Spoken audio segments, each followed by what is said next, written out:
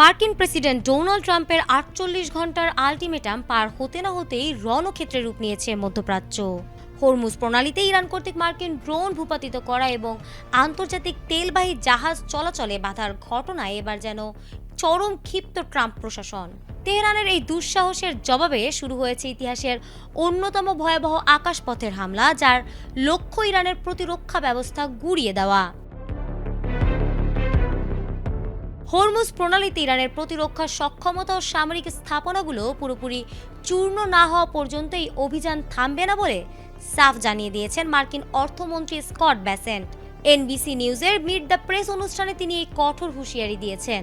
Bessent বলেছেন, যতক্ষণ পর্যন্ত ইরানের প্রতিরক্ষা ঘাঁটিগুলো পুরোপুরি ধ্বংস না হচ্ছে ততক্ষণ আমাদের অভিযান চলবে। তিনি আরও বলেছেন, পরিস্থিতি শান্ত করার জন্য কখনো কখনো পূর্ণ শক্তির আঘাত অনিবার্য হয়ে পড়ে।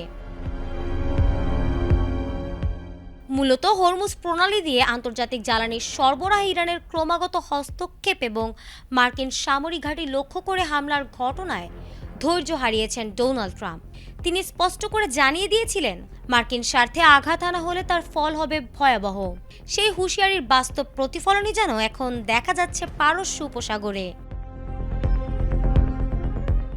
এই যুদ্ধের কারণে বিশ্ববাজারে তেলের দাম সাময়িকভাবে বাড়তে পারে, তবে মার্কিন অর্থমন্ত্রী দৃঢ়তার সাথে বলেছেন, ইরানকে পারমাণবিক অস্ত্র থেকে দূরে রাখতে এবং দীর্ঘস্থায়ী শান্তি নিশ্চিত করতে এই স্বল্পমেয়াদী কষ্ট মেনে নিতে হবে। ইসরায়েলি বাহিনীর সাথে যৌথভাবে পরিচালিত এই হামলায় ইরানের বিমান ও নৌবাহিনীর যেন কোমর ভেঙে দেওয়ার পরিকল্পনা নিয়েছে ওয়াশিংটন।